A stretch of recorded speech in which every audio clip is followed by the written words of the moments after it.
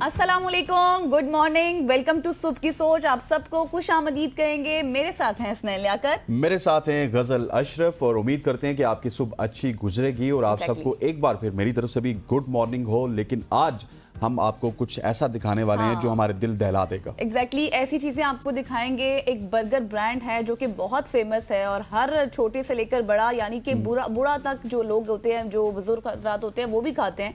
देखते हैं कि हम उसका बाइकआउट किस तरह से करते हैं। पहले ये वीडियो देखें।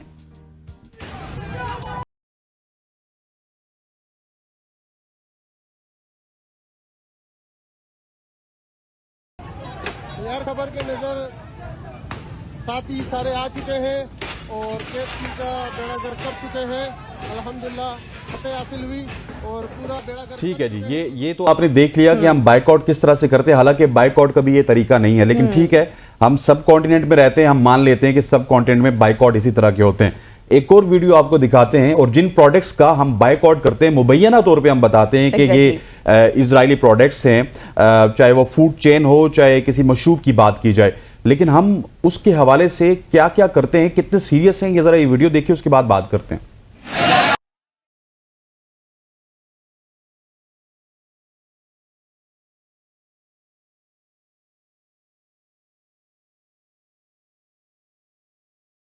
हज़रात, ये वो चीज़ें हैं जिनके हवाले से हम अक्सर बात करते हैं कि हमने इनका बाइकआउट कर दिया, हम इनकी तरफ देखेंगे नहीं, हम पाकिस्तानी प्रोडक्ट्स की तरफ जाएंगे। एक तरफ आपने देखा कि हम किस तरह से एहतजाज करें, लेकिन दूसरी तरफ हमारी पाकिस्तानी कौम, हमारे ही बंदे किस तरह से एक मशरूब को चोरी कर रहे हैं। अनफॉर्चुनेटली मतलब हमारे कोई स्टैंडर्ड्स नहीं है। हम बात करने को तो सारे करते हैं हर सोसाइटी में गजल कि जी ये हो गया, ये हो गया, ये हो गया, लेकिन अनफॉर्चुनेटली जब इम्प्लीमेंटेशन की तरफ आती है तो ये जो दूसरी वीडियो है ना, ये हमारी कौम की ज्यादा अक्कासी करती है। एग्जैक्टली आपने देखा होगा कि बल्कि देखने की क्या बात है, आप सब लोग सोशल मीडिया इस्तेमाल करते हैं, वहां पर आप गजा की वीडियोस देख रहे हैं।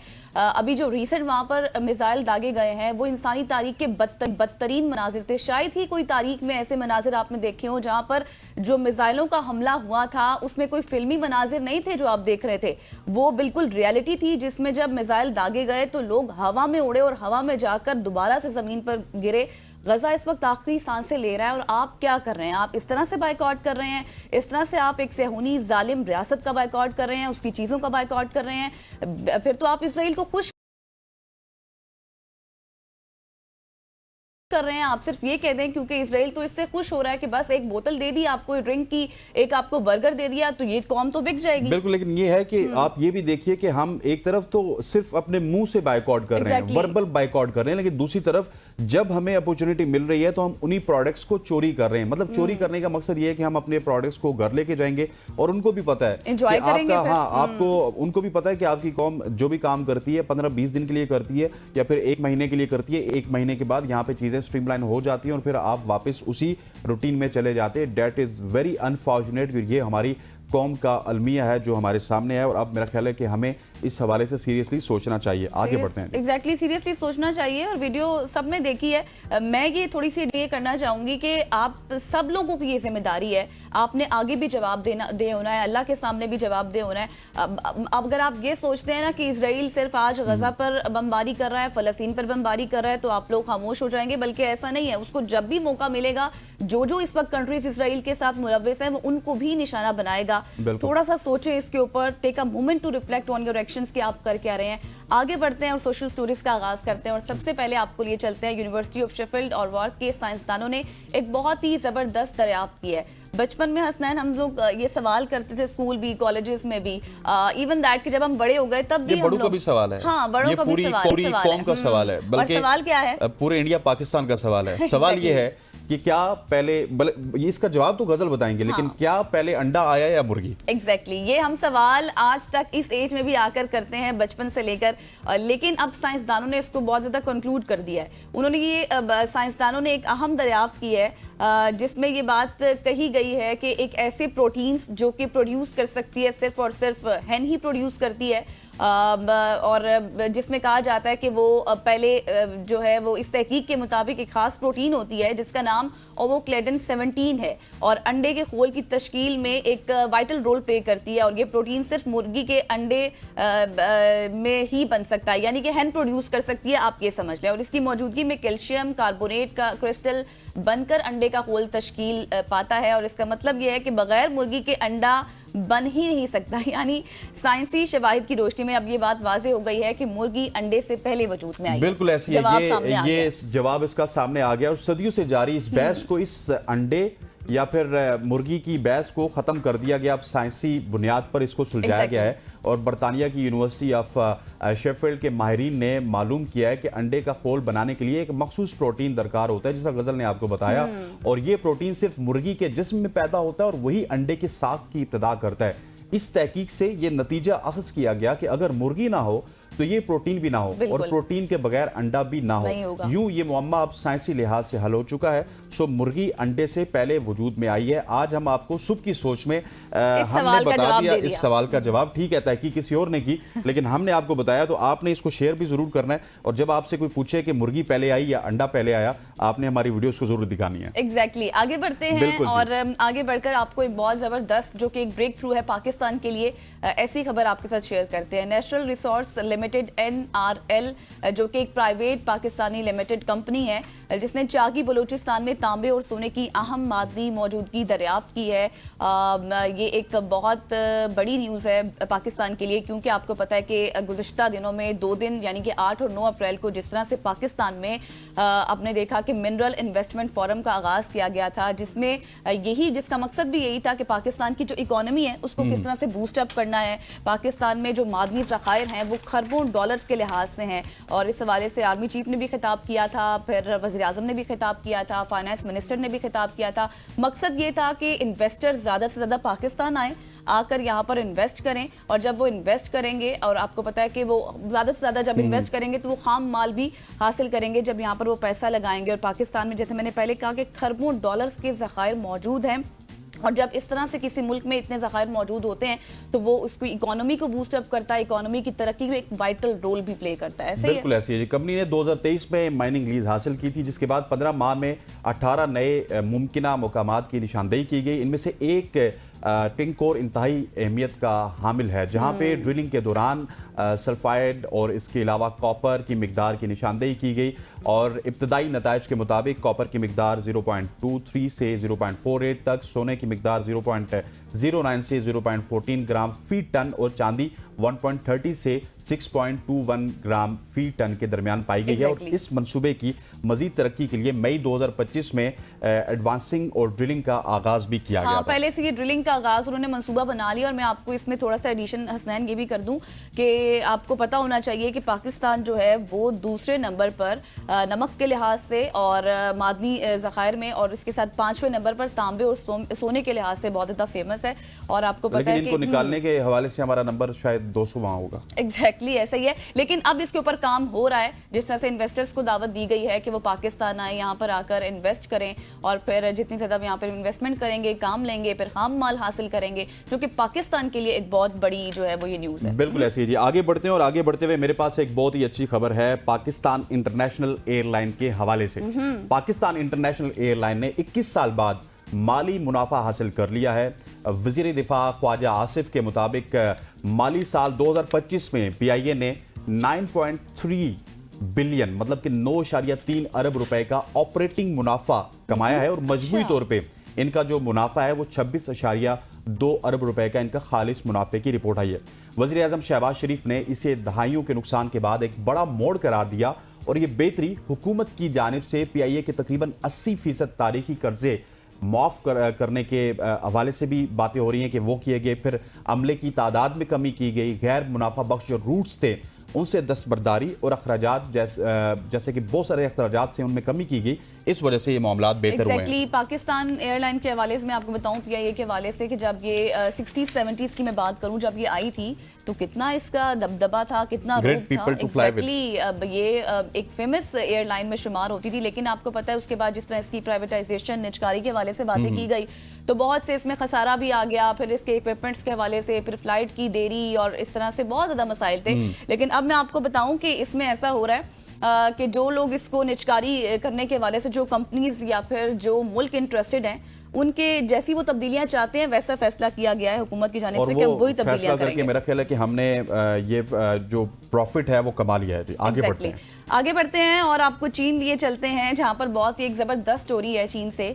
चीन में तदफीन की कंपनियां मसनूई जहानत का इस्तेमाल कर रही हैं ताकि जो खानदान के मरहुमीन होते हैं, जो अजीज होते हैं, उनसे दोबारा राबता किया जा सके। कैन यू इमेजिन कि चीन कितना ज़्यादा टेक्नोलॉजी में आगे चला जा चुका है और एआई तस्वीर, आवाज़ की रिकॉर्डिंग्स और कहानियों की मदद से मरहूम का मतलब आप ये का एक मुजस्मा तैयार किया जाता है। हाँ एग्जैक्टली, जो यादगारी तकरीबात में हाज़रीन से बातचीत करता है। फिर शिंगाई फुशिंग ने डॉक्टर्स की मदद से आपको पता है कि तदवीन की, जिसमें उनका ये डिजिटल अवतार साथियों से बात करता रहा, जिससे कई लोग जज्बाती भी हो गए, उनको याद आ रही थी। माहिरीन इखलाकियात और इस टेक्नोलॉजी की नफ्सियाती असरात पर तशवीश का भी इजहार कर रहे हैं कि क्या इससे कोई नेगेटिव इम्पैक्ट तो नहीं होगा। बिल्कुल ऐसी है, हमारे पास वक्त कम है और मुकाबला सख्त है। एक और स्टोरी आपको बताते हैं, इसको इलेबोरेट में बिल्कुल नहीं करूंगा। आपको चाय वाला तो पता होगा, चाय वाला एक बड़ा मशहूर कैरेक्टर था।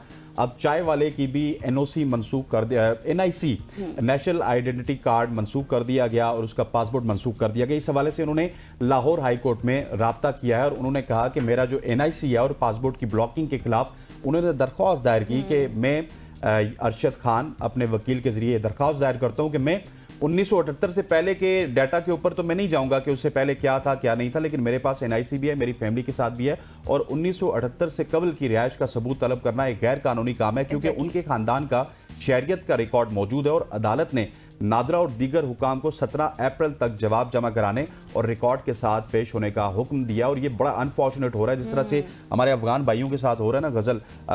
हमने उनको 30-40 साल पहले यहाँ पे वेलकम भी किया, उस वक्त हम अंसारे मदीना बने, लेकिन अब अगर उनको डेकोरम के तहत वापस भेजते तो ज्यादा बेहतर था, इंस्टेड कि हम डंडे के जोर पे उनको वापस भेज रहे हैं और उनको अपना दुश्मन बना रहे हैं। एग्जैक्टली लेकिन इसके पीछे भी बहुत से मुहर्रिकात हैं, उसके ऊपर अगर बंदा बात करे तो फिर बहुत ज्यादा डिबेट हो जाती है। लेकिन आपको पता है कि अरशद खान जब फेमस हुए थे at that time he was 17 years old, बिल्कुल ऐसे ही है। तो अब ज़ाहिर शहरियत पर उनकी सवालात उठ रहे हैं, लेकिन लेट्स सी इसमें आगे क्या पेशरफ्त होती है। और पेशरफ्त के बाद जो है फिर हम इसके ऊपर मजीद गुफ्तगू भी करेंगे। आगे बढ़ते हैं, बिल्कुल आगे बढ़ते हैं और आपको बताते हैं कराची के हवाले से बहुत जबरदस्त खबर है। सस्ती हो रही है। एग्जैक्टली, बिजली सस्ती हो रही है, सस्ती होने का इम्कान जाहिर किया जा रहा है, आप ये कह लें कराची वालों के लिए, क्योंकि कराची इलेक्ट्रिक ने नेपरा से दरख्वास्त की है कि फरवरी के महीने की फ्यूल एडजस्टमेंट के तहत बिजली की कीमतों में कमी की जाए और नेपरा इस दरख्वास्त पर 16 अप्रैल को समाअत करने जा रहा है। और अगर ये दरख्वास्त मंजूर हो जाती है तो सार्फिन को कितना रिलीफ मिलने जा रहा है जी? 6.66 अरब रुपए का रिलीफ मिलेगा और ये कंपनी वज़ीर आज़म शहबाज शरीफ की जानिब से ऐलान करदा बिजली की कीमतों में कमी के एक हिस्से की तौर पर की जा रही है, जिसका मकसद क्या है? अवाम को बड़ी ईद के मौका पर बड़ा रिलीफ फराहम किया जाए। जैसे बड़ी ईद है तो बड़ा रिलीफ होना चाहिए, लेकिन 6 रुपए बिजली सस्ती करना मुझे नहीं लगता कि एक बड़ा रिलीफ होगा। नहीं, अगर वो लेकिन अगर ओवरऑल देखा जाए तो उसके हिसाब से एक बड़ा रिलीफ जरूर है। खवातीन वज़ात, ये थी हमारी आज की शॉर्ट स्टोरीज। हम उम्मीद करते हैं कि आपको ये जरूर पसंद आई होंगी और यहाँ पे वक्त हुआ चाहता है एक शॉर्ट सी कमर्शियल ब्रेक का। ब्रेक के बाद एक ऐसी स्टोरी आपको बताएंगे जो कि अभी तक सोशल मीडिया पे आपको नजर आ रही है लेकिन मीडिया की जीनत नहीं बन सकी। स्टे विद अस।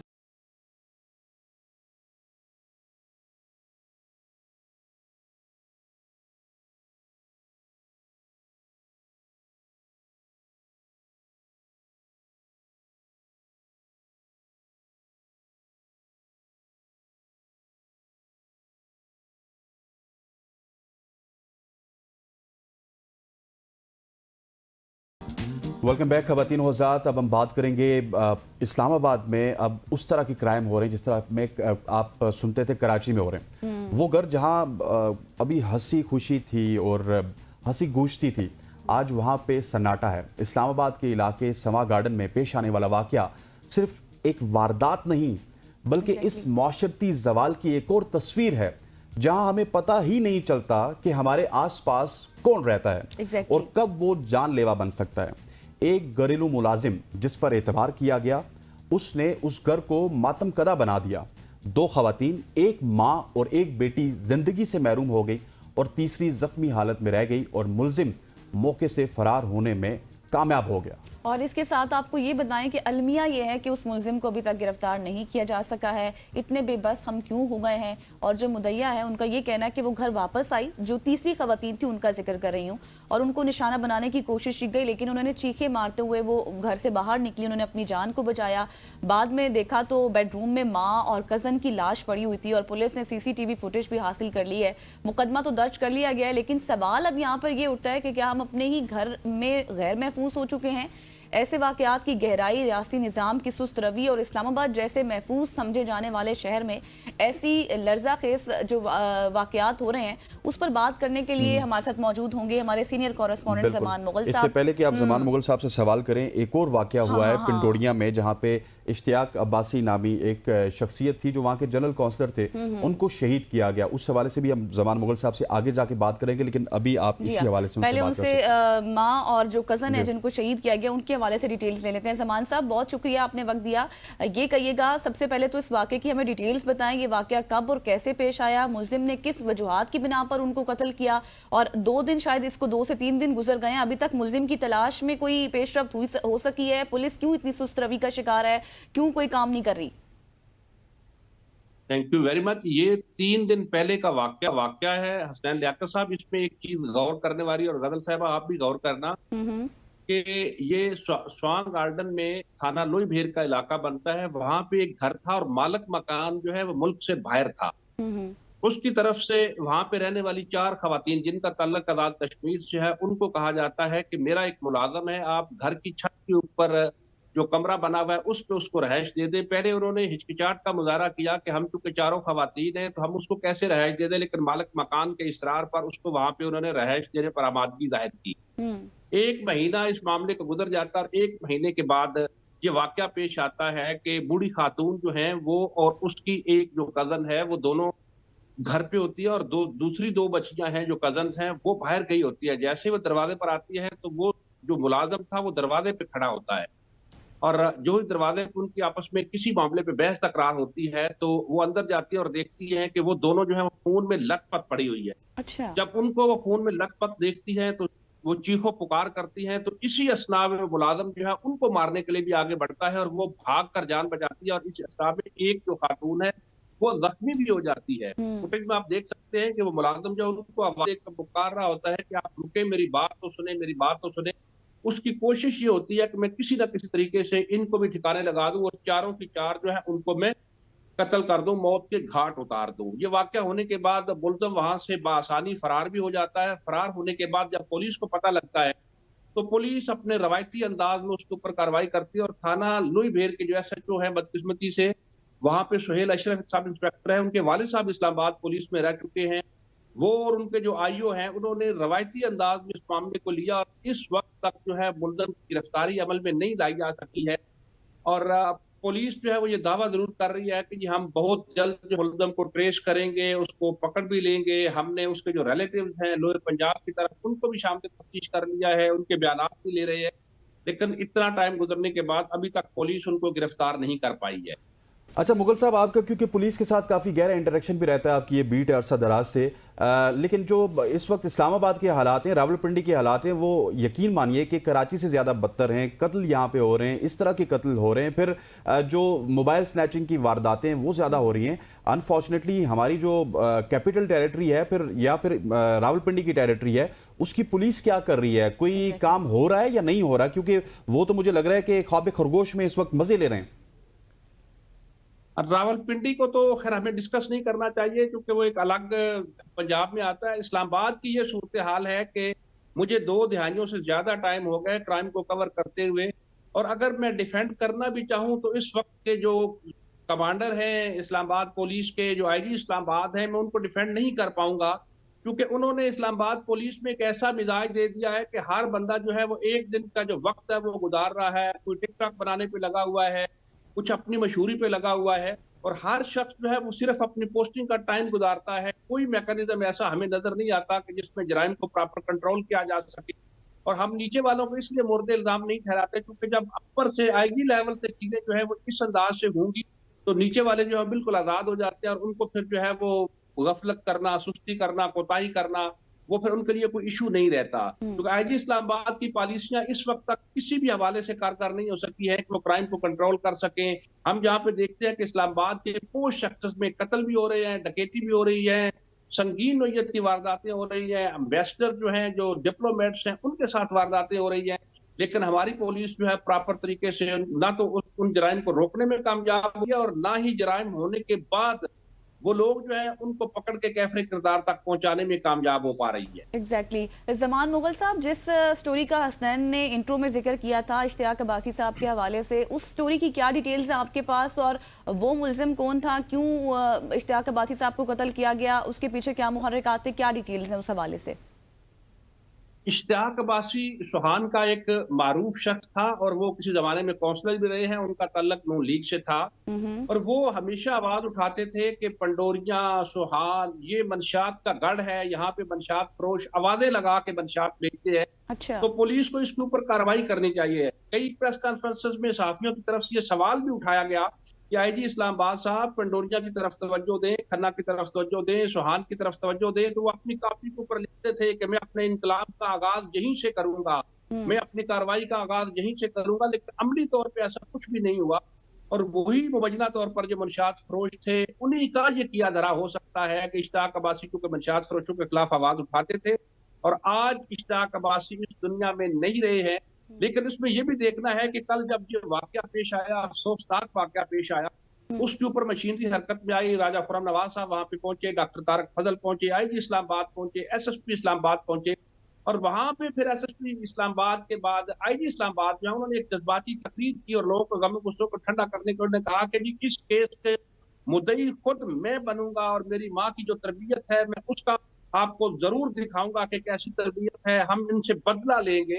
अच्छी बात है कि बदला लेना चाहिए, जो कत्ल हुआ है कातिलों को पकड़ना चाहिए, लेकिन अफसोस इस बात का होता है कि माँ बेटी या कजन और जो बूढ़ी खातून थी उनको कत्ल कर दिया गया। वहां पे ना आईजी साहब बोले, ना कोई मिनिस्टर बोला, ना कोई राजा खुर्रम नवाज साहब बोले, वहां पे कोई नहीं बोला, कोई भी नहीं बोला। लेकिन यहाँ पे चूंकि उस शख्सियत का तल्लक एक सियासी जमात के साथ था, वहां पे सारी मशीनरी भी पहुंचती है, पॉलिटिशियंस भी पहुंचते हैं।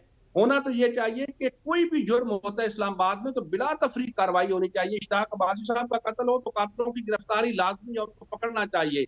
एक आम खातून या उसकी बेटी का कत्ल हो तो उनके कातिलों की गिरफ्तारी नुमान साहब, फिर हम भी यही लाजमी समझे है, ना कि उनको भी खातून पकड़ना और चाहिए। जो कजन थी उसका ताल्लुक सियासी नहीं था, इस वजह से उनके हवाले से कोई बात नहीं उठा रहा। जी बिल्कुल, आपने गलत साहब सही कहा कि उनका चूंकि कोई सियासी बैकग्राउंड नहीं था, उनकी कोई सिफारिश नहीं थी, इसलिए किसी ने आज तक नाम भी नहीं लिया। और मैं तो हैरान हूं कि आईजी इस्लामाबाद साहब को ये बाबर कराना है कि जो पुलिस है वो बदले नहीं लिया करती, बल्कि पुलिस का काम है कि कातिलों को गिरफ्तार करना और कानून के मुताबिक कार्रवाई करना। कल आईजी इस्लामाबाद जो है वो जोश में ये कह रहे थे कि हम इनको पकड़ेंगे, इनसे बदला लेंगे, और रात को यहाँ तक कि आईजी इस्लामाबाद और उनकी जो टीम है उन्होंने एक सर्च ऑपरेशन भी किया और वहां पे एक स्ट्रक्चर, ग्रे स्ट्रक्चर बना हुआ था, उसको मस्मार भी किया गया और मुबैना तौर पे कहा जा रहा है कि ये जो ग्रे स्ट्रक्चर था ये भी किसी मंशात फरोश की जगह थी, वो यहाँ पे बैठता था, इसलिए लेकिन जमान साहब जो दूसरा मामला है इश्तियाक अब्बासी साहब वाला भी, सॉरी मैं इंटरवीन कर रहा हूँ कि वो भी मामला देखिए ना, ठीक है उनका सियासी जमात से ताल्लुक था, अभी तो आके आईजी साहब ने एक जज्बाती तकरीर कर दी है गुस्से को ठंडा करने के लिए, लेकिन जब वो आवाज उठा रहे थे तो उस वक्त आईजी साहब या फिर इस्लामाबाद पुलिस कहां पे थी, उस वक्त वो इम्प्लीमेंटेशन क्यों नहीं कर रहे थे? जी मैं यही अर्ज कर रहा था कि ये सुबह इत्तेफाक है कि हम आईजी साहब को डिफेंड करना भी चाहें तो नहीं कर सकते, क्योंकि उस वक्त न सिर्फ इश्तियाक अब्बासी ने आवाज उठाई बल्कि मीडिया की तरफ से बारहा ये सवाल उठाया गया इस्लामाबाद के सामने कि इस एरिया की तरफ तवज्जो दें, यहाँ पे अल ऐलान जो है आवाजें लगा के मंशियात फरोश होती है।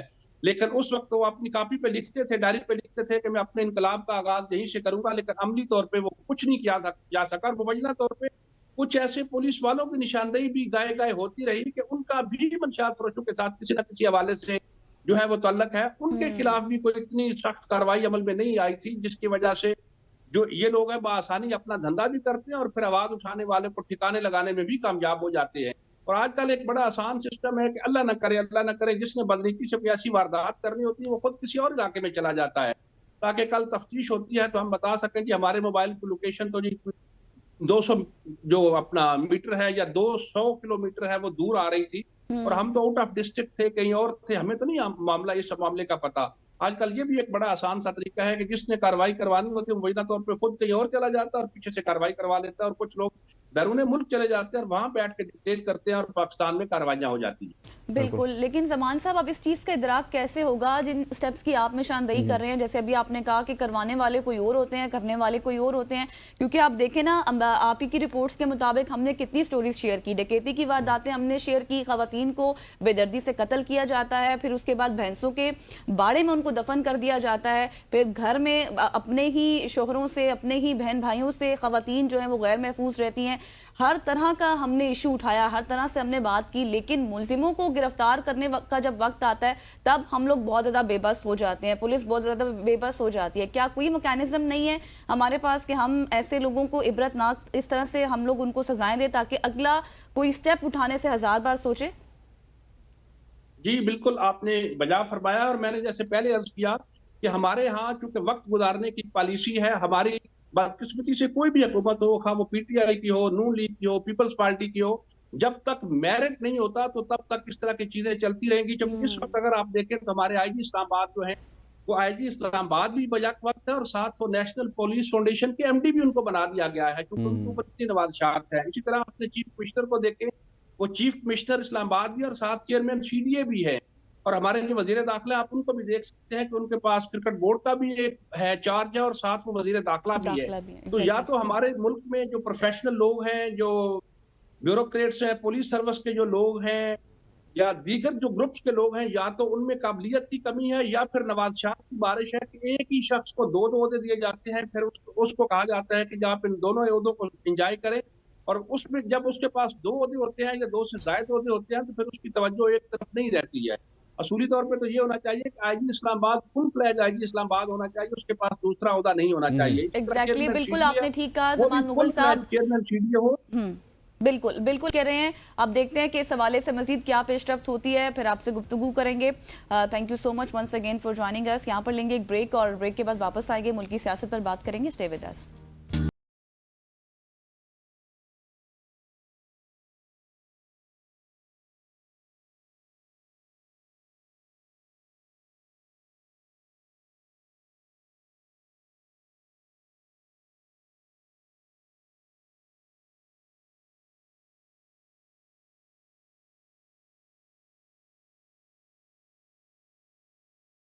वेलकम बैक खवातीन व हज़रात। अब मुल्की सियासत के ऊपर बात करेंगे और सियासत का सब्जेक्ट थोड़ा सा पड़ोस में हम जाते हैं। जी गजल साहिबा, क्या कुछ हो रहा है? मुझे लगता है कि आज हम इफ्तिखार शिराजी साहब से ही पूछ लेते हैं कि सियासत में क्या हो रहा है। एक तरफ मुज़ाकरात की बात है, दूसरी तरफ मुलाकात नहीं करने दी जा रही है। इफ्तिखार शिराजी साहब, अस्सलाम वालेकुम, कैसे हैं आप? आपको आवाज़ आ रही है? जी वालेकुम अस्सलाम, बहुत शुक्रिया, मैं ठीक हूँ। शिराजी साहब, ये बताइएगा कि इस वक्त हालात कुछ गड़बड़ नजर आ रहे हैं, मुलाकातें नहीं करने दी जा रही, उठा लिया जाता है, हिरासत में ले लिया जाता है, फिर उसके बाद कुछ मुज़ाकरात की भी बैकडोर चैनल्स के हवाले से राबते हो रहे हैं खान साहब की रिहाई के ऊपर। क्या कुछ हो रहा है, बताइएगा। वैसे शिराजी साहब, इनको अभी हालात गड़बड़ नजर आ रहे हैं, मुझे तो पिछले 3 साल से गड़बड़ नजर आ रहे हैं। बीच में ठीक हो जाते हैं, फिर हम लोग थोड़ी उम्मीद लगा के बैठ जाते हैं। मैं भी अपनी गुफ्तगू का आगाज इसी जुमले से ही करना चाह रहा था जो आपने चुरा लिया है कि गोया कि हमें तो 2022 से कम ऑनवर्ड उनकी खैर की खबर देखने को नहीं मिल रही, और हालात मुसलसल एक तरह से हम कह सकते हैं कि कशीदा और टेंस नजर आ रहे हैं हमें, और उसमें किसी किस्म की कोई बेहतरी देखने को नहीं मिल रही। इसके बावजूद के इलेक्शन हो चुके इस मुल्क के अंदर, एक हुकूमत को साल से ज्यादा हो चुका है, लेकिन जो पोलिटिकल टर्माइल है वो अभी तक खत्म होने का नाम नहीं ले रहा। मेरा ख्याल में वजह उसकी क्या है? वजह यही है कि इस वक्त अगर देखा जाए तो अमलन तहरीक इंसाफ कौमी असम्बली में सबसे बड़ी सियासी जमात है, अगरचे अपोजिशन बेंचों पर बैठी है, लेकिन उस जमात को जब आप ड्यू पॉलिटिकल स्पेस नहीं देंगे, उसको आप डेमोक्रेटिकली एंगेज नहीं करेंगे, उनके जो कंसर्न्स हैं आप उनको ना तो सुनेंगे ना उनको एड्रेस करेंगे, बल्कि उनके खिलाफ जो मुकदमात हैं वो किस तरह सुस्त रफ्तारी से आगे बढ़ रहे हैं, और फिर साथ में उनके असीरान के साथ जब मुलाकातें होंगी उन मुलाकातों को भी आप उसमें रखना डालेंगे, तो फिर मेरे ख्याल में हुकूमत वक्त को ये समझ लेना चाहिए कि एक सियासी जमात के जो पहले एक विक्टिम कार्ड प्ले कर रही है, कि जो कर रही है दुरुस्त अंदाज में, आप उसको और ज्यादा सुप्रेस करके तो जो विक्टिम कार्ड है उसको और ज्यादा मजबूत करने जा रहे हैं। तो मैं समझता हूं कि इस वक्त हुकूमत वक्त के अंदर भी कुछ लोग ऐसे मौजूद हैं जो ये समझते हैं कि सियासतदानों का आपस में मिल बैठना चाहिए और कोई ऐसा रास्ता निकालना चाहिए कि इसके नतीजे में इस मुल्क की पार्लियामान फंक्शन भी करे और फिर सारी सी बात इस मुल्क के अंदर जो पॉलिटिकल टर्माइल हो ख़त्म हो, ताकि इससे सारी चीज़ें जुड़ी हैं। अगर आप कितनी बड़ी कॉन्फ्रेंसेस करवा लें, वो मिनरल डेवलपमेंट पे हो, वो सरमाकारी को लाने के हवाले से हो, वो किसी और शोबे में हो, ज़राअत में हो, जब तक पाकिस्तान के अंदर सियासी इस्तेकाम नहीं आएगा, इस मुल्क में माशी इस्तेकाम नहीं आ सकता। और बिलखसूस पाकिस्तान इस वक्त दहशतगर्दी के खिलाफ जिस तरह जंग लड़ रहा है, बिलखसूस 2 सूबों में बलूचिस्तान और खैबर पख्तूनख्वा के जो बैरूनी सरमायाकारी के हवाले से भी बड़ी अहमियत के हामिल दोनों सूबे हैं। Exactly. तो मैं समझता हूँ कि उसके लिए सियासी अफाम और तफहीम इतनी ज़रूरी है कि अगर वो आप लेके नहीं आए तो फिर आप इस बात को भूल जाएं कि इस मुल्क के अंदर अल्लाह नाटक की सूरत हाल एड्रेस होगी या इस मुल्क के अंदर कोई बहुत बड़ी सरमायाकारी आएगी। क्योंकि आपको मालूम है कि जितना भी हम मीडिया के ऊपर इस बात को प्रोपेगेट करें, बट हकीकत तो ये है ना कि इस मुल्क में मकामी इन्वेस्टर भी उठा के पैसे अपना बिल्कुल कहीं शराई साहब, ऐसे ही है, बिल्कुल ऐसी है कि हकीकत यही है कि जब तक चीजें न्यूट्रलाइज नहीं होंगी तो मामला ठीक नहीं हो सकते। शराई साहब, हुक्म दुली हम नहीं कर सकते, ऊपर से कमर्शियल ब्रेक का हुक्म आया है। Thank you so much for joining us Iftikhar Sharai साहब, सीनियर सहाफी हमारे थे खवातीन और आज़ाद। यहाँ पे वक्त हुआ चाहता है एक शॉर्ट सी कमर्शियल ब्रेक का, ब्रेक लेते हैं, वापस आते हैं। स्टे विद अस।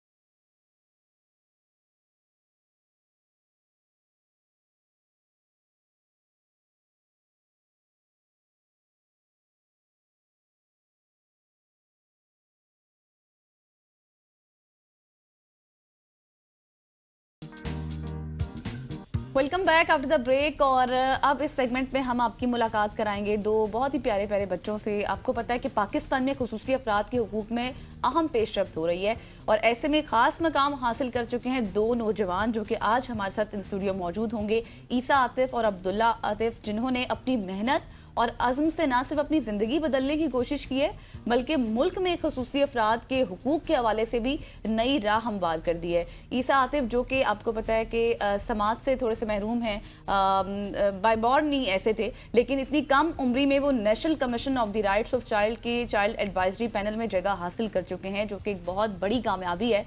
और ईसा ने ये साबित किया है कि ख्वाह कोई भी माजूरी हो, अगर हौसले और अज़्म हो तो इंसान हर रुकावट को दूर कर सकता है। स्नैन, हमने बहुत सारे लोगों से बात की, हमारे साथ आते रहते हैं, मेल होते हैं, फीमेल होते हैं, लेकिन आज स्पेशल हमारा सेगमेंट है क्योंकि बच्चे हमारे साथ मौजूद हैं। बच्चे हमारे साथ हैं और उसके साथ साथ अब्दुल्ला भी हमारे साथ मौजूद है, जो ज़हनी तौर पर थोड़े से स्पेशल हैं, लेकिन उन्होंने भी अपने काम और लगन से ये साबित किया कि खुसूसी अफराद अपनी सलाहियतों का भरपूर जो है वो इजहार कर सकते हैं।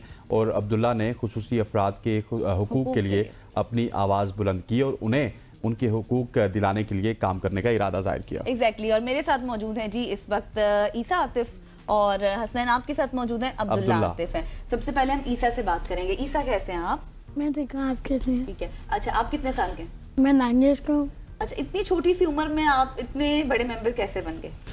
बस मेरे अब्बू ने उनसे बात की थी, लेकिन मुझे अलाउ था छोटी उम्र में, तो मैं चले गया। अच्छा, और कैसा रिस्पांस था फिर आपके फ्रेंड्स का, फैमिली का? मामा बाबा ने सपोर्ट किया? बहुत ज़्यादा। अच्छा, तो अब्दुल्ला से भी बात कर लेते हैं। जी हाँ, अब्दुल्ला कैसे हैं आप? खैरियत से हैं? अच्छा, वो तो यंगेस्ट मेंबर हैं, लेकिन आपकी अगर बात की जाए तो आप यंगेस्ट तो नहीं, लेकिन मेंबर आप भी हैं एनसीआरसी के। सो क्या कुछ काम होता है एनसीआरसी में और आप क्या एडवाइजरी देते हैं? एनसीआरसी में जो है बच्चों के हकूक़ के लिए बात की जाती है। गवर्नमेंट को बताया जाता है कि जिन हकूक़ पे इम्प्लीमेंट नहीं किया जा रहा उन पे कैसे इम्प्लीमेंट करना, और जो बच्चों के लिहाज से होने चाहिए उनको मतलब इन लॉ एंड ऑर्डर कैसे ला सकते हैं। और मेरा ये काम है कि as a child myself मैं उनको बताऊं कि हमें क्या हकूक़ की ज़रूरत है और हमारे साथ क्या करना चाहिए उनको। और चाइल्ड लेबर के हवाले से क्या काम हो रहा है? चाइल्ड लेबर के हवाले से ये काम हो रहा है कि जहाँ जहाँ वो चाइल्ड लेबर चल रहा है वहाँ पे वो उनको समझाते हैं, जो लोग हैं उनको समझाते हैं कि चाइल्ड लेबर नहीं होना चाहिए, और जो है इन बच्चों को बजाय इसके कि आप काम करवाएं, इनको पढ़ाएं लिखाएं। सही। ईसा, मुझे ये बताएं कि जब मतलब थोड़ी सी आपको प्रॉब्लम होती है सुनने में, बट अभी आप नॉर्मल हैं, आपको इतना फील नहीं होता, लेकिन जब आपने ये काम करना शुरू किया तो आपको कैसा फील हुआ कि आपको किस तरह से आगे बढ़ना चाहिए? कोई चैलेंजेस थे आपके लिए, कोई मुश्किलात थी? मुश्किलात नहीं, सिर्फ ये था कि वो बस काम करना बहुत मुश्किल होता है ना थोड़ा सा, तो मुझे काम करना थोड़ा मुश्किल हो जाता है। आगे मुझे मुश्किल होता तो ये मेरे बड़े भाई हेल्प करते हैं। भाई आपको सपोर्ट करते भाई थे। हेल्प करते हैं, सही। जबरदस्त। और ईसा, मुझे ये बताएं कि कभी स्टडीज में प्रॉब्लम हुई आपको या नहीं? आप इजीली पढ़ लेते हैं सब कुछ, या फिर भाई स्टडीज में भी आपको सपोर्ट करते हैं? नहीं, होमवर्क में मेरे भाई सपोर्ट करते हैं और मैं स्टडी सारी कर लेता हूँ। तैयारी कर लेते हैं। जबरदस्त, ठीक है। जबरदस्त, क्या बात है। अच्छा अब्दुल्ला, जो चाइल्ड लेबर के हवाले से गजल हमने अब्दुल्ला से बिल्कुल। बात की थी, लॉस तो बहुत ज्यादा हैं, लेकिन एनसीआरसी इसको किस तरह से इम्प्लीमेंट करवाने की कोशिश कर रही है, और किस तरह से आप बच्चों को चाइल्ड लेबर से निकालते हैं और उनको सिस्टम में लाते हैं या फिर स्कूल्स की तरफ लाते हैं? आजकल जो है, जो पेरेंट्स हैं वो चाइल्ड लेबर जो बच्चे कर रहे हैं, उनके पेरेंट्स कहते हैं कि इनको पढ़ाने की क्या ज़रूरत है। सबसे पहले एनसीआरसी उनके पेरेंट्स से बात करते हैं, उनको फ़ायदा बताता है कि इनको पढ़ाने की क्या ज़रूरत है और कि चाइल्ड लेबर नहीं करवाना चाहिए। फिर उसके बाद जो लोग करवा रहे होते हैं उनको भी समझाया जाता है कि इनसे ये चाइल्ड लेबर नहीं करवाना चाहिए, क्योंकि हो सकता है अगर ये पढ़ लिख जाएं तो ये अपनी फैमिली को सपोर्ट कर सकें। सही। तो अब्दुल्ला, आप अपने भाई को तो सपोर्ट करते हैं, लेकिन और भी बच्चे होंगे, आप उनको भी इसी तरह से Community को सपोर्ट किस तरह करते हैं? support हाँ, करते हैं? कम्युनिटी के लिए आपकी क्या खिदमत होती हैं? जैसे कि अगर किसी बच्चे को होमवर्क में हेल्प चाहिए हो या उनको कोई चीज़ बात समझ ना आ रही हो, तो मैं उनको हेल्प कर देता हूँ समझाने में कि ये कैसे करना है और बात कैसे करनी है किसी से। सही। और आपको कोई चैलेंजिंग सिचुएशन लगी? जी, जब ये छोटा था, इससे बात करना और जो है इसके साथ अपने इमोशंस को कंट्रोल करना, जब ये थोड़ा हाइपर हो जाता है। और ठीक तो होगा। आपकी क्या मतलब आपकी क्या स्ट्रेटजीज होती हैं, किस तरह से आप कंट्रोल करते हैं? अगर ये ज़्यादा हाइपर हो जाए तो थोड़ा सा इसको इग्नोर करना है, लेकिन इसको समझाना है, इसके साथ बैठ के बात करना और जो है इसको बताना कि ऐसे नहीं करते, क्या सही है और क्या गलत है। बिल्कुल ऐसे ही। अच्छा, बच्चों को मेंटली टॉर्चर भी काफी ज्यादा किया जाता है, बुली भी किया जाता है, उस हवाले से भी कोई काम कर रहे हैं आप लोग? अच्छा, क्या हो रहा है उस हवाले से? उस हवाले से ये हो रहा है कि जो जैसे कि मैं खुद एनसीआरसी में इसलिए आया था क्योंकि मेरे साथ भी जो मेरा स्कूल है बीकन हाउस, उधर बुलिंग चल रही थी, फिज़िकल अब्यूज़ तक। तो इसलिए मैंने ये ज्वाइन किया था कि मैं इस पे काम कर सकूं ताकि मेरी तरह और बच्चे इसके शिकार ना हों और जो बुलिंग पे पाकिस्तान में काम हो सके। तो एनसीआरसी को जब मैंने इसके बारे में बताया तो उन्होंने पियरा के थ्रू बीकन हाउस को एड्रेस किया और उनको एक लेटर लिखा कि बुलिंग नहीं होनी चाहिए। और उससे पहले कोई इम्प्लीमेंटेशन नहीं हो रही थी? टीचर इसको नहीं रोक रहे थे? एडमिनिस्ट्रेशन नहीं रोक रही थी? नहीं, या वो रोक भी रहे थे तो बच्चे रुक नहीं रहे थे? उनसे जब मैंने एडमिनिस्ट्रेशन से बात की थी तो वो कहते हैं कि हम आगे बता नहीं सकते, it will be dangerous for ourself. ठीक हो गया अब्दुल्ला, आप इसी तरह से काम करते रहें। Thank you so much for joining Best us. wishes ईसा, हैं, ईसा, आपका आपके भी लिए बहुत शुक्रिया। ख़वातीन और हज़रात, हम इस तरह की स्टोरीज़ आपको बताते रहते हैं और इस तरह की स्टोरीज़ आपको बताने का मकसद यही होता है कि आपने किस तरह से इन स्टोरीज से इंस्पायर होना है। Exactly, गजल क्योंकि रुक तो आती हैं, लेकिन जब हम लोग ऐसे बच्चों को, ऐसे नौजवानों को, खवातीन को अपने सेट पर बिठाकर आपके साथ इनसे बातचीत करते हैं, तो बताने का मकसद ये होता है कि आप लोग इनसे इंस्पिरेशन हासिल करें और कोई भी माजूरी हो उसको अपने मतलब जहनों पे सवार ना कर लें कि शायद अब जिंदगी खत्म हो गई है, हमारा चैप्टर खत्म हो गया। ऐसा नहीं है, बल्कि आप बहुत कुछ कर सकते हैं। और हमने 20 लोगों से मुलाकात इसी वजह से करवाई और मॉर्निंग शो में इन सेगमेंट्स का मकसद भी ये होता है कि आप इनसे सबक सीखिए। हाँ। और आप हम जो एक लगा लेते हैं ना जो कि बस ठीक है, ये हमारे अंदर ये कमजोरी है, इसके बाद हम ये ठीक नहीं कर सकते, इस हवाले से हमें काम करना चाहिए। खवातीन और हज़रात, यहाँ पे वक्त हुआ चाहता है एक शॉर्ट सी कमर्शियल ब्रेक का। ब्रेक के बाद हमारे साथ एक बड़ी स्पेशल गेस्ट मौजूद होंगी, शख्सियत मौजूद होंगी। CTO रावलपिंडी की पहली CTO हैं जो कि खातून हैं, बिनिश फातिमा, वो हमारे साथ मौजूद होंगी। स्टे विद अस।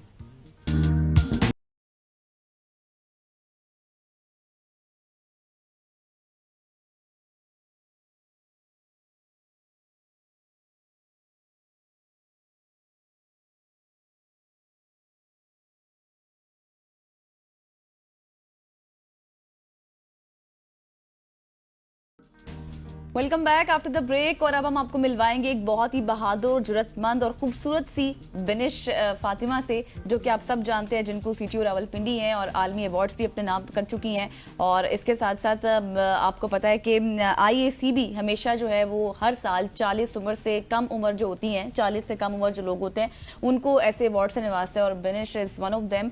बिनिश ने आलमी रिकॉर्ड अपने नाम किया है, अवार्ड अपने नाम किया है। इसके साथ साथ बिनिश के हवाले से अगर बात की जाए तो वो बहुत ही बहादुर हैं, बहुत कैंपेन्स चलाती हैं, ट्रेनिंग भी दे रही हैं, फीमेल्स के प्रोग्राम्स। अब हम ब्रेक में बात कर रहे थे प्रोग्राम्स के हवाले से, तो वो कह रही थी कि जो फीमेल्स हैं, फीमेल्स के लिए फीमेल्स ट्रेनर्स होती हैं, फिर उसके बाद इतना कॉस्टली भी नहीं है। अगर आप जाकर ट्रेनिंग प्रोग्राम में हिस्सा लेना चाहते हैं, सीखना चाहते हैं, तो आप जा सकते हैं।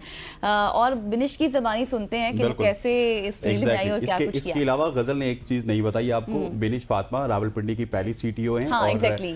बिनिश इससे पहले भी हमारे प्रोग्राम्स में गाय बगाए आती रहती है, लेकिन आज First female officer वो इन पर्सन हमारे साथ मौजूद हैं। और जो इन पर्सन किसी शख्स की वाइब होती है ना, वो अलग होती है। बिनिश, thank you so much for joining us, it's pleasure talking with you. सबसे पहले तो आज क्योंकि आप यहाँ पे आई हैं, तो हम इन डिटेल आपके बारे में भी जानना चाहेंगे। 2017 में आपने स्टार्ट किया इस कैरियर का, कहाँ से स्टार्ट किया, किस रैंक से किया, यहाँ रावलपिंडी की CTO के तौर पे किस सफ़र से आप गुजरी हैं? Thank you for inviting me. It's always a pleasure to talk to both of you. मैंने 2017 में as assistant superintendent of police को ज्वाइन किया। I join police by choice, और जब मैं सिविल सर्विसेज में आना चाहती थी तो पुलिस ही मुझे बड़ा अट्रैक्ट करती थी। और मैं हमेशा कहती हूँ कि अल्लाह का बड़ा शुक्र है कि जिसमें मैं आना चाहती थी मैं उसी फील्ड में आ गई, और वो उतनी ही अच्छी मुझे आज भी लगती है जितनी आने से पहले लगती थी। उसके बाद फिर I have been in multiple postings, sub divisional police officer मैं मल्टीपल जगहों पर रही हूँ। फिर मैं साइबर क्राइम में कुछ अर्सा 1 साल रही हूँ FIA के अंदर। FC में फ्रंटियर कॉन्स्टेबलरी में मैं 1 साल रही हूँ। सब पुलिस के जो हमारे ASPs आते हैं उनके 1 साल की उसके अंदर पोस्टिंग होती है। इस्लामाबाद पुलिस में रही हूँ और currently I am posted as chief traffic officer Rawalpindi. सही। तो बिनिश, ये बताएं, जिस तरह से आप पाकिस्तान का नाम रोशन कर रही हैं, गवर्नमेंट लेवल की तरफ से भी आपको जो है वो सराहा जा रहा है, या फिर कैसी फीलिंग्स हैं जब वहाँ से आपको पैगामात आते हैं, या फिर जब आप देखती हैं कि आप इतने लेवल पर पहुँचे और आपको इतनी ज़्यादा अप्रिशिएट किया जा रहा है? देखिए, गवर्नमेंट और हमारी जो सीनियर कमांड है वो तो जाहिर सी बात है, उनकी प्रमोशन और उनकी सपोर्ट के बगैर तो हम फंक्शन कर नहीं सकते। Exactly. तो जो भी हम अच्छा काम करते हैं एज पुलिस ऑफिसर, इसमें बहुत ज़्यादा क्रेडिट हमारी सीनियर कमांड को जाता है, जो हमारे पीछे खड़े होते हैं, हमें सपोर्ट करते हैं, इनकरेज करते हैं, और जब हम मसलों में फंसते हैं तो हमें गाइड भी करते हैं और हमें उसमें से निकालते भी हैं। और इसी तरह गवर्नमेंट का, क्योंकि पुलिस का काम आपको पता है इस तरह का है कि हम हर वक्त एक कॉन्फ्रंटेशन में चल रहे होते हैं। जिन एलिमेंट्स के साथ हम डील कर रहे होते हैं, लोगों को रोक रहे होते हैं वायलेशन से, क्रिमिनल्स के पीछे जा रहे होते हैं। अगर गवर्नमेंट की सपोर्ट हमारे साथ ना हो तो हमारा काम 100 टाइम्स और ज़्यादा मुश्किल हो जाता है। तो ज़ाहिर है ये दोनों क्रेडिट्स इनको, जो सीनियर कमांडर गवर्नमेंट है उसको तो जाता है, और वो उनकी सपोर्ट के बगैर अच्छा काम करना मुमकिन ही नहीं है। Exactly. जहाँ तक बात रही रिकग्निशन की एट अ ग्लोबल स्टेज, तो ऑफ कोर्स एक पर्सनल उसके अंदर अचीवमेंट है। अगर मैं ये कहूँ कि नहीं, पर्सनल अचीवमेंट आपकी होती है, सेलिब्रेट हम करते हैं। आई नो ये सबसे इसमें अच्छी बात है। और देखिए, आपको मैं बड़ा इन ऑल ऑनेस्टी बताऊं, सबसे जो अच्छी बात होती है वो किसी को भी साल बाद याद नहीं रहेगा कि बिनिश ने क्या किया या इसने क्या किया। असल बात ये होती है कि आपकी कंट्री का फ्लैग एक ग्लोबल प्लेटफॉर्म के ऊपर जाता है और वहाँ पे सारे लोग देखते हैं कि पाकिस्तान से कोई आया है। तो ये असल उसके अंदर बात होती है कि लोगों को पता चलता है कि पाकिस्तान में भी लोग इतना काम कर रहे हैं कि जब हम उसको ग्लोबल लेवल के ऊपर कंपेयर करते हैं तो वो सामने आता है और वो नोटिस होता है। तो आई थिंक उसमें सबसे अच्छी बात है, और जो मुझे ज़ाती तौर पे उसमें सबसे ज़्यादा खुशी मिलती है वो इसी बात से मिलती है कि आप किसी ग्लोबल लेवल पे जहाँ पे 50, 60, 70 मुल्क आपको देख रहे हैं, वहाँ आप अपनी कंट्री का फ्लैग रेस करें। बिल्कुल। अच्छा बिनिश, आपने स्टार्ट में बड़ा इंटरेस्टिंगली मेरे सवाल का जवाब दिया था कि आप शुरू से चाहती थी कि आप पुलिस ऑफिसर बने। नॉर्मली हमारे यहाँ होता ये है कि हम या तो आर्मी ऑफिसर बनना चाहते हैं, या डॉक्टर बनना चाहते हैं, या इंजीनियर बनना चाहते हैं। पुलिस का अनफॉर्चुनेटली ये वो अलग बात है कि हम आपको बहुत अप्रिशिएट करते हैं, लेकिन अभी भी जो पुलिस का इमेज है पूरे पाकिस्तान में वो इतना अच्छा नहीं है। सो क्या चीज़ें आपको फैसिनेट कर रही थी, या फिर कुछ ठीक करने के लिए आप यहाँ पे आई थी और वो ठीक कर रही हैं? देखिए, ठीक तो हर चीज़ को ही करना चाहिए। आप जहाँ भी जाते हैं आपको कोशिश करनी चाहिए आप उसको पहले से बेहतर करें। मैं पुलिस में पर्सनली इसलिए आना चाहती थी क्योंकि मैं लकी थी कि मेरे पास काफ़ी सारे रोल मॉडल्स थे देखने के लिए कि ये ख़वातीन पुलिस में कितना अच्छा काम करें। सिविल सर्विसेज में तो मैं अपने पेरेंट्स की, खासतौर पे अपने फादर की, उस पर आना चाहती थी, उनको खुश करने के लिए। जैसे हम सारे जो साउथ एशियन बच्चे होते हैं, हम चाहते हैं कि हम अपने पेरेंट्स को खुश करें। तो सिविल सर्विसेज में मैं जो आना चाहती थी वो मुझे बड़ा कहते थे, तो मुझे था कि इनको मैं खुश करना चाहती हूँ। और फिर सिविल सर्विसेज के अंदर मेरे पास मैडम हेलेना थी देखने के लिए, फिर आमना मेरी सीनियर थी, मेरी यूनिवर्सिटी में भी शी वाज माय सीनियर, तो वो पुलिस में आई, मुझे बड़ा इंस्पायर करती थी। फिर मैडम आयशा हैं, फिर मैडम अमारा अथर हैं, अमारा शराजी, तो ये सारी वो ख़वातीन हैं जिनको मैं जब यूनिवर्सिटी में थी तो ये लोग नए नए पुलिस में आए थे और ये डिफरेंट जगहों पर काम करी थी, तो ये मुझे बहुत अच्छी लगती थी और मैं इन जैसा बनना चाहती थी, मुझे इसलिए पुलिस बहुत इंस्पायर करती थी। और सेकेंडली ये था कि मैं एक सोशल साइंसेस के बैकग्राउंड से आ रही थी और मुझे लगता था कि 50% तो जब हम ग्रो कर रहे थे तब 48-49% औरतें हो गई हुई थी पाकिस्तान के अंदर। और मुझे लगता था कि इतनी सारी औरतों के लिए कि 1%, 1.5% पुलिस क्या काम कर सकती है, तो उनकी तो रिप्रेजेंटेशन ही नहीं है। तो वो सब कुछ मिल के मुझे लगता था कि ये एक ऐसी जगह है जहाँ पे मैं बड़ा अच्छा काम कर सकती हूँ, तो इसलिए मैं अच्छा बिनिश, जिस तरह से हसनैन ने कहा ना कि इमेज के हवाले से बात की, वो इमेज उतनी अच्छी नहीं है, तो जब आप अपनी फैमिली से निकली, आपने काम किया, तो कोई चैलेंजेस भी थे आपको इस तरह से नेगेटिविटी भी देखने को मिली? सीएसएस पास करके फॉरेन ऑफिस में जाओ, क्या पुलिस में जा रही हो? फैमिली तो मैं बड़ी फॉर्चुनेट है, मेरी बड़ी अच्छी है। अच्छा। बड़ा सपोर्ट करते हैं मुझे। वैसे सीएसएस वालों की ज्यादा फॉरेन ऑफिस में होती है कि फॉरेन ऑफिस में हो जाएगा? नहीं, मेरी फैमिली तो वो कहते हैं आप जो करना चाहते हैं आप करें, हम और अल्लाह का बड़ा मैं कोई बर्डन नहीं था? नहीं, बिल्कुल भी नहीं। मेरे पेरेंट्स बहुत सपोर्टिव, मेरे हस्बैंड बहुत सपोर्टिव, और मेरे बच्चे हैं तो मेरे बच्चे भी बहुत सपोर्ट करते हैं, तो मेरा सपोर्ट सिस्टम जो है ना अल्लाह की बड़ी ब्लेसिंग है मेरे ऊपर, वो आपका मजबूत है। अच्छा, सपोर्ट सिस्टम तो आपका मजबूत है, लेकिन एक सवाल करेंगे फिर आपके डिफरेंट कामों के ऊपर भी बात करेंगे। पहले तो हम जानना चाहते हैं कि बिनिश कितना अच्छा फील कर रही हैं। बिनिश, क्या आप समझती हैं एज ए सीएसएस ऑफिसर, आप जब इस डिपार्टमेंट में आई हैं, कि कितनी ज़्यादा ज़रूरत है सीएसएस ऑफिसर्स को आके लीड करने की, और जितना ज़्यादा हम सीएसएस करके इस डिपार्टमेंट की तरफ आएंगे तो इस डिपार्टमेंट का भी कुछ हाल अच्छा हमें नज़र आएगा? देखिए, आई डोंट थिंक कि खाली उसको हमें सीएसएस से लिंक करना चाहिए। कुछ मिसकंसेप्शन है, जैसे अगर मैं आपको अपनी एग्जांपल दूं तो हम अब बहुत ज़्यादा वर्कशॉप्स करते हैं ट्रैफिक के अंदर, और उसमें 150, 200, 300 लोग हमारी हर वर्कशॉप को अटेंड करते हैं। ये वर्कशॉप्स हम हफ्ते में 5 से 6 दिन कोशिश करते हैं करें, और मैं उनसे पहला सवाल ये करती हूँ कि आप में से कितने लोग हैं जिनका पुलिस से इंटरेक्शन रहा है, तो 150 में से 2 बंदे हाथ खड़ा करेंगे, या 150 में से 3 बंदे हाथ। और फिर मैं उनसे पूछती हूँ कि आप में से कितने लोगों का पुलिस के बारे में बुरा इमेज है कि हम रिश्वत लेते हैं, हम सिफारिशें, सारे हाथ खड़ा कर देंगे। आपका इंटरेक्शन ही नहीं है पुलिस के साथ, ठीक है, तो बहुत ज्यादा हेयर से भी पुलिस के मुतालिक नेगेटिव होती है। ये बात तो है कि मतलब अगर हम मिलते हैं रोजाना सोसाइटी से भी, हमारे पास लोग आते हैं, उनका यही होता है सबसे पहला सवाल उनका, पुलिस क्या कर सकती है, कुछ भी नहीं, बस रिश्वत ले लिया, पैसे ले लिए, बात खत्म। अच्छा, ये बहुत बड़ा वैलिड पॉइंट आपने किया। मैं आपको बताऊं कि जब मैं अपनी गाड़ी ड्राइव कर रहा होता हूं तो मुझे अक्सर पुलिस वाले रोक लेते हैं, और मेरी आदत नहीं है कि अपने आप को इंट्रोड्यूस करवाऊं। मैं शीशा नीचे करता हूँ, जी सर किधर जा रहे हैं? अच्छा, मेरे वो एक्रेडिटेशन कार्ड्स काफ़ी ज़्यादा लगे होते हैं, उनको पता चल चुका होता है कि कोई मीडिया से है। मैं कहा यार ये एबीएन न्यूज़ में जॉब करता हूँ। अच्छा ठीक है सर, जाने दें। या वो कोई लाइसेंस चेक कर लेंगे, कभी उन्होंने तंग नहीं किया। मैं इस्लामाबाद पुलिस की बात कर रहा हूँ, तो लोगों का इंटरेक्शन नहीं होता, या फिर जब होता है तो वो फिर कुछ गलत हो जाता है? देखिए, दोनों तरह की चीज़ें, मैं नहीं कहती कि हमारे डिपार्टमेंट के अंदर इश्यूज नहीं है, वो तो हमारे में भी है, बहुत इश्यूज हैं, लेकिन हर जगह पे इश्यूज तो होते हैं, नेगेटिविटी तो होती है। मैं हमेशा कहती हूँ कि आप हमारा रिस्पांस देखें। अगर हमारा स्टाफ आपके साथ कोई बदतमीजी करता है और आप हमें रिपोर्ट करते हैं, हम उसकी बड़ी सीनियर लेवल पे इंक्वायरी करते हैं। मिसबिहेवियर की, यहाँ तक कि मिसबिहेवियर की इंक्वायरी या मैं खुद करूँगी या मेरा कोई सीनियर अफसर करेगा, एसपी या डीएसपी करेगा।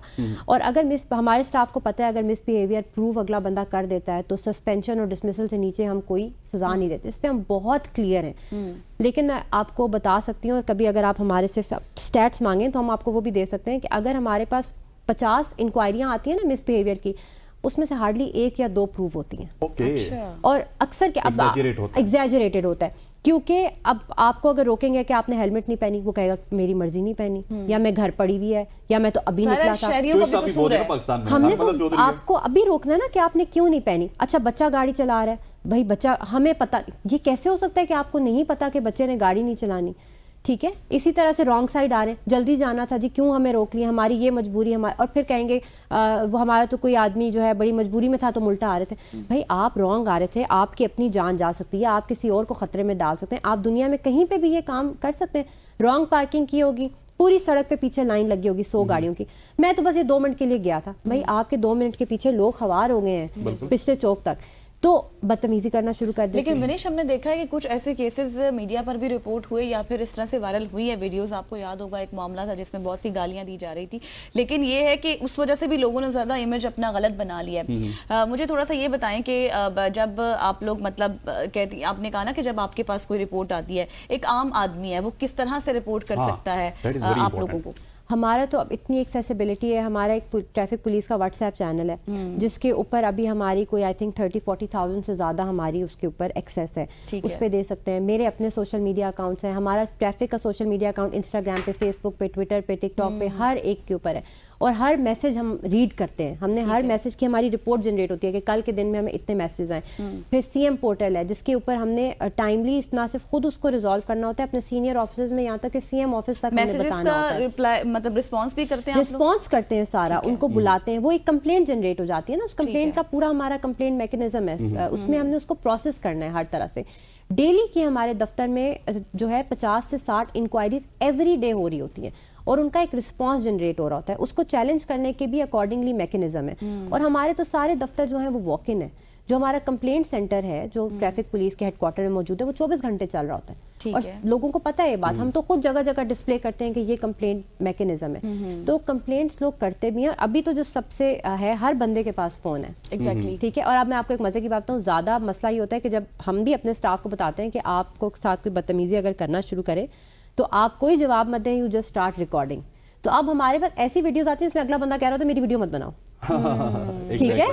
तो अब हमने भी ये शुरू किया कि अगर हमसे कोई बदतमीजी करना लगता है तो हम इल्जाम बहुत लगाए जाते हैं ना, उसकी वीडियो बनाते हैं। बिनिश ने एक सवाल किया था, मैं सवाल छोड़े जाता हूं और यहाँ पे ब्रेक लेते हैं। बिनिश ने कहा कि इनके पर्सनल अकाउंट में भी आप इनसे पूछ सकते हैं, लेकिन बिनिश 70-80 लाख इलाके वो क्या कहते हैं शहरियों की आप सीटीओ हैं, सो आप किस तरह से रिस्पॉन्स करती है, कितना जल्दी करती है? और फिर उसके बाद बिनिश से ये भी पूछेंगे कि ये क्या कुछ कर रही है नया जो कि एज सीटीओ इससे पहले नहीं हुआ या फिर उस स्पीड से नहीं हो रहा था। यहाँ पे वक्त हो जाता है एक शॉर्ट सी कमर्शियल ब्रेक का, ब्रेक लेते हैं, वापस आते हैं, स्टे विद अस।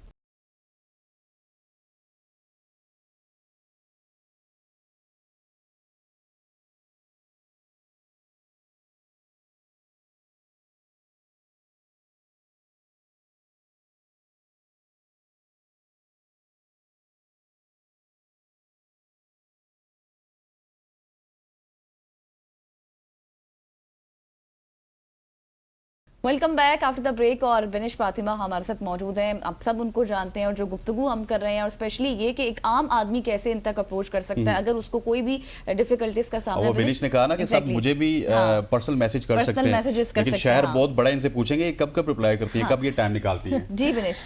अच्छा, इसमें देखिए हमारा वो जैसे मैंने आपको कहा कंप्लेंट का मैकेनिज्म है। अगर आप मुझे मेरे पर्सनल अकाउंट के ऊपर मैसेज करते हैं या हमारे सिटी ट्रैफिक पुलिस रावलपिंडी का जो फेसबुक पेज है उस पर मैसेज करते हैं या हमारे कमेंट्स में कोई बात लिख देते हैं, जैसे अक्सर लोग हमारे कमेंट्स में लिखते हैं कि यहाँ पे तो आप एंटी इंक्रोचमेंट करें, इधर हमारा मसला है। हम मेक श्योर करते हैं, मैं खुद भी मेक श्योर करती हूँ कि अगर मैं उसको खुद पर्सनली नहीं भी रिप्लाई करी तो मैं उसका स्क्रीनशॉट अपने ग्रुप के अंदर शेयर करूँगी। लोग फेक भी तो होते हैं, बिल्कुल उसको हम वेरीफाई कर। देखिए हमारा एक पूरा अब मेरे नीचे 13 सर्कल इंचार्जेस हैं, उनके नीचे बीट इंचार्जेस है, बीट इंचार्जेस के नीचे जो है एसपी हायरार्की, हम उसको फौरन उस मुतलका बंदे को देते हैं जिसके मुतालिक वो कंप्लेंट होती है। हर कंप्लेंट ऑफ कोर्स मेरे से मुतालिक तो नहीं होगी या एसपी या डीएसपी या सर्कल इंचार्ज से मुतालिक नहीं होगी। कोई अपनी गली का बताएगा, कोई कहेगा यहाँ वायलेशन हो रही है, स्टेडियम रोड पे वायलेशन हो रही है, और हम उसी वक्त, आप अगर हमारा सोशल मीडिया पेज भी फॉलो करें, हम उसको सिर्फ नोटेड कई दफ़ा लिख देते हैं और उसका रिस्पांस जनरेट करके उसके नीचे उसको अटैच करते हैं कि ये वीडियो। कई जो हमारे क्रिटिक्स हैं अभी पुलिस के, वो अक्सर कहते हैं कि जी ट्रैफिक पुलिस तो हर वक्त वीडियो लगा देती है,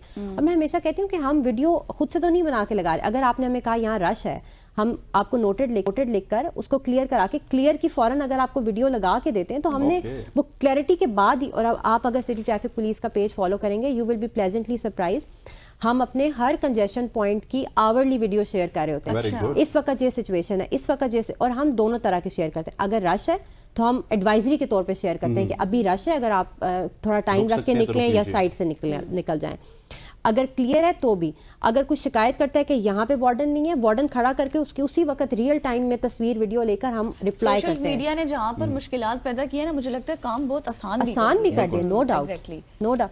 इसकी एफिकेसी को आप रूल आउट नहीं कर सकते। बिल्कुल ऐसी। अच्छा बिनिश, अब थोड़ा सा एज ए सीटीओ रावलपिंडी बात करते हैं। जब बिनिश फातिमा ने चार्ज नहीं संभाला था, क्या चीजें ऐसी थी जो आपको लग रही थी जब आपने चार्ज संभाला कि ये होनी चाहिए, और क्या क्या चीजें आपने नहीं की हैं? जब मैंने चार्ज लिया था तो पिंडी में 2-3 बहुत बड़े इश्यूज चल रहे थे। एक इंक्रोचमेंट का चल रहा था, एक कंजेशन का चल रहा था और एक ट्रैफिक पुलिस की विजिबिलिटी का चल रहा था। सबसे पहला काम जो हमने करने की कोशिश की वो ये था कि हमारी मैक्सिमम स्ट्रेंथ सड़क के ऊपर डिप्लॉय हो। इस वक्त ट्रैफिक पुलिस की 90% नफरी जो है वो आप सड़कों पे देखते हैं। बिल्कुल 90% of our people are deployed on road in operational duty. हमने लाइसेंसिंग का भी अपना सिस्टम थोड़ा सा चेंज किया, उसको जरा स्मार्टली लोगों को लगाना उधर शुरू किया। ऑफिसेज में से भी बंदे हमने बाहर निकाले। हमने कहा कि सबसे ज़्यादा हमारा इंपॉर्टेंट काम ऑफ कोर्स सड़क के ऊपर है, लोग सड़क पे जाएं। सेकेंडली कंजेशंस, हमने सबसे पहले 1 महीना तो देखा कि हमारी कंजेशन किस किस टाइम पे किन किन पॉइंट्स में आ रही है और ये हमने गूगल मैप के थ्रू निकाला क्योंकि that is authentic data. Google map पे ग्रीन है तो आपकी ट्रैफिक चल रही है, येलो है तो स्लो है, रेड है तो आपकी ट्रैफिक में कंजेशन आ रही है। हमने वो 1 महीना तो पूरा उसको स्टडी किया कि कौन कौन से पॉइंट हैं, कहाँ कहाँ किस टाइम में कंजेशन है। कोई भी सड़क 24 घंटे तो नहीं फंसी रहती ना, एक टाइम होता है उसका। उन कंजेशन पॉइंट्स पे फिर हम अपनी डिप्लॉयमेंट हमने डाइवर्जन्स प्लान की टाइम के मुतालिक। अगर एक वक्त हमारे 4 वार्डन्स की ज़रूरत कसरे शीरी पे मरी रोड के सामने है तो वो सारा दिन नहीं होती, वो कोई 2 घंटे में होती है। वो वार्डन 2 घंटे वहाँ खड़े होंगे। उसके बाद अगर शिफ्ट चांदनी चौक पे लोड हो जाता है तो वही वार्डन चांदनी चौक चले जाएंगे, फिर रावल रोड चले जाएंगे, फिर शाहीन चौक पे चले जाएंगे।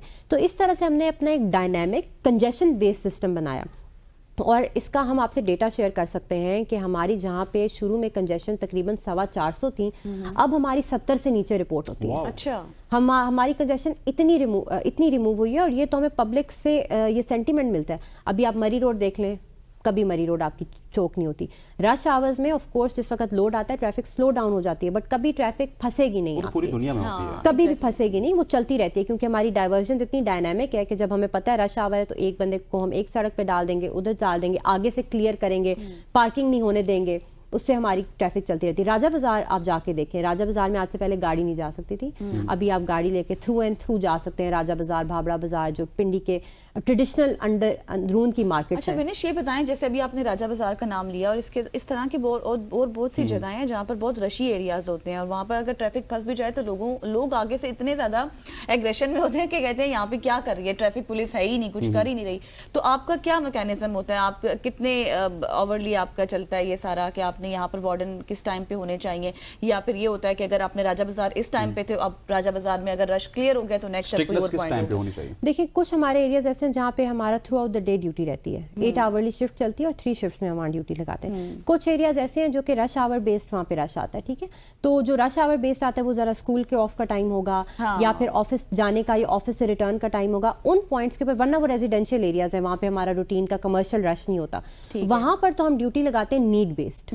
लेकिन जो हमारे कमर्शियल हब जैसे मरी रोड हो गया, राजा बाजार हो गया, सदर हो गया, फिर आगे आपका चूर चौक, मिसरियाल रोड हो गई, मेहराबाद के इलाके हो गए, सिमिलरली टेक्सला, गुजर खान में जातली है, कहूटा के अंदर आजाद पतन रोड है, क्योंकि पिंडी ट्रैफिक पुलिस कहूटा से लेकर टेक्सला तक पूरा 5000 किलोमीटर का एरिया कवर करती है। तो जो हमारी मेन शाहराह है वहाँ तो हमारी 8 घंटे की शिफ्ट चलती है और हम 2 शिफ्ट 3 शिफ्ट डिपेंडिंग कब तक वहाँ पे रश रहता है उस पे रहते हैं। और जो जैसे मैंने आपको बताया कि कुछ जो टाइम बेस्ड कंजेशन होती है वहाँ उन टाइम्स पे हमारी ड्यूटी जाती है। सही हो गया। अच्छा बिनीश, एज ए CTO हमने देखा आयशा भी हमारे साथ होती है गुजरावाला में, वो भी काफ़ी अच्छा काम कर रही हैं, वहाँ पे भी बहुत ज़्यादा जब उनसे बात होती है तो वो कहती हैं कि लाइसेंस की रेशो काफ़ी ज़्यादा इंप्रूव हुई है। आपकी रेशो कहाँ तक इंप्रूव हुई लाइसेंस की? हमने पिछले 3 महीने के अंदर 1,15,000 लाइसेंस प्रोसेस किया। अच्छा। And this is more than the combined number of 10 years my goodness, जो कि बना है। और इसकी वजह यही थी कि हमने देखना शुरू किया सबसे पहले कि हमारे तो सड़कों पे लोग गाड़ियां चला रहे हैं, उनके पास लाइसेंस नहीं है। दूसरा, लोगों का ख्याल है कि अभी भी अक्सर लोग कॉल करेंगे कि हमारा लाइसेंस बनवा दें। उनको ये पता ही नहीं है कि 24 घंटे हमारे सेंटर्स चल रहे हैं और दे आर पेपरलेस। आपने सिर्फ एक ID कार्ड लेकर आना है एंड एवरीथिंग इज ऑटोमेटेड। आप आएंगे, पहले काउंटर पे जाएंगे, आप पहले बैठेंगे, अपना टोकन लेंगे, टोकन के आपकी काउंटर पे कॉल आएगी, यू विल गो देयर, पहले हम आपका आई टेस्ट करेंगे, आपका फिजिकल एक मेन जो टेस्ट होता है फिटनेस का वो हम करेंगे। आप नेक्स्ट काउंटर पे जाएंगे, ऑप्शनल हमने ब्लड टेस्ट की फैसिलिटी भी पिंडी में देना शुरू किया है कि अगर आपको अपना ब्लड टेस्ट नहीं पता तो आप फौरी तौर पे 200 रुपीज़ में अपना ब्लड टेस्ट कराएं, 4 मिनट में हम आपको आपका ब्लड ग्रुप बता देते हैं, जस्ट टू बी श्योर कि आपका सही ब्लड ग्रुप एंटर हो।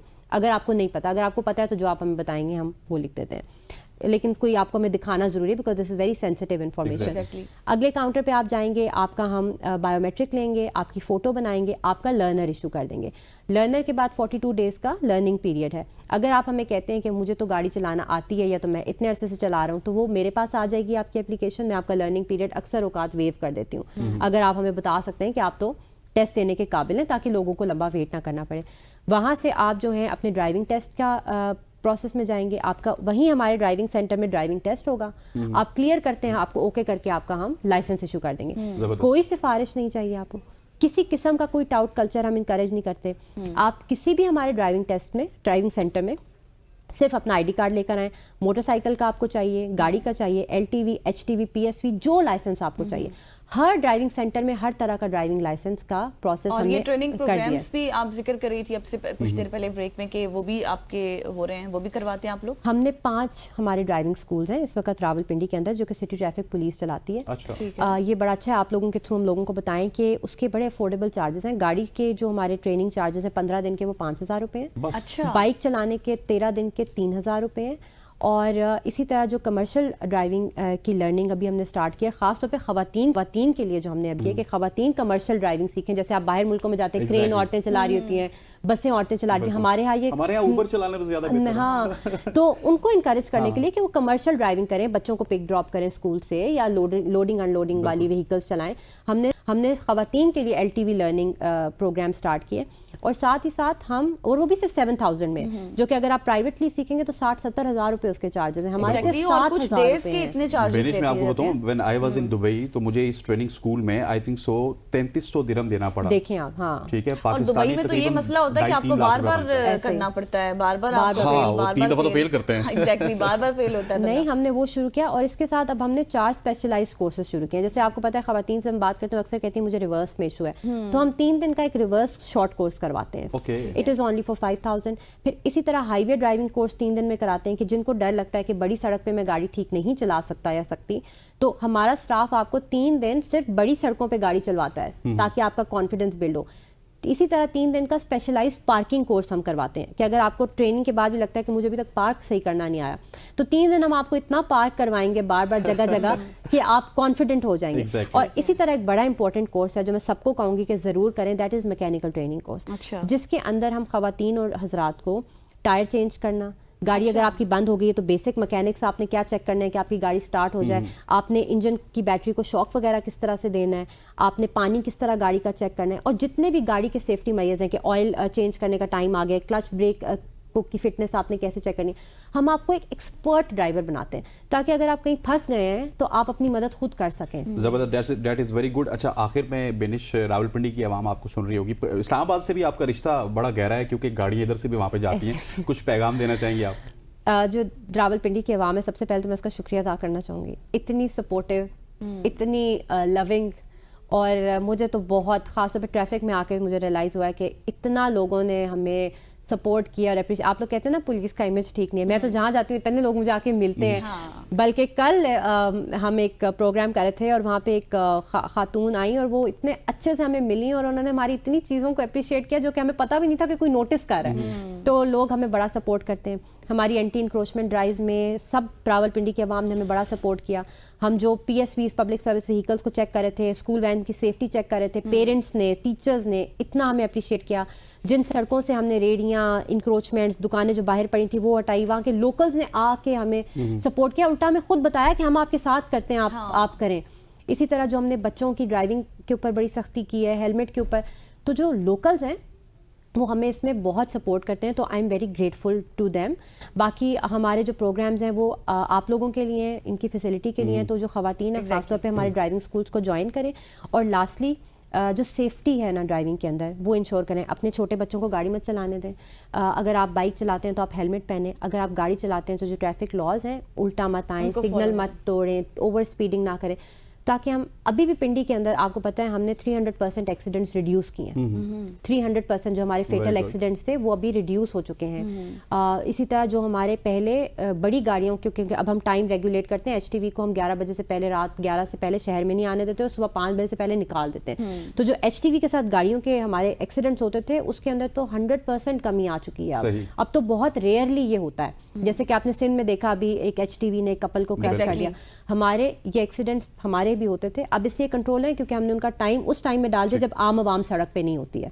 तो जाहिर सी बात है पब्लिक ने हमें सपोर्ट किया। बेनिश, थैंक यू सो मच, आप हमारा फखर है। और आपने एक बात की ना कि जिस तरह आपने कहा कि पुलिस का इमेज खराब है, ये जनरल परसेप्शन की बात करी, जैसे वो 150 लोग नहीं थे, उनसे 2 का पुलिस का सहन था, लेकिन 150 का यही था कि पुलिस ठीक नहीं है। 100%, 99%। We are super proud of you, thank you so much for joining us. आपका इंप्रेशन ठीक है हमारा जाते तो हुए बहुत ही पूछना अच्छा चाहूंगी। हमारा तो बहुत ही अच्छा, इसी वजह से 3-3 4-4 दफा हम आपको बुलाते हैं और आपसे गपशप लगाते तो हैं। बस फिर पुलिस आप लोगों के लिए। Thank you so much. खवातीन आज़ाद बिनिश फातिमा हमारे साथ मौजूद थी, CTO रावलपिंडी, जिससे हमने तफसील से इन डिटेल गपशप की ताकि आपको भी इससे हेल्प आउट हो। आज के हमारे इस प्रोग्राम का वक्त खत्म हो जाता है। मुझे, गजल अशरफ को और हमारी पूरी प्रोडक्शन टीम को इजाजत दीजिए। अल्लाह हाफिज।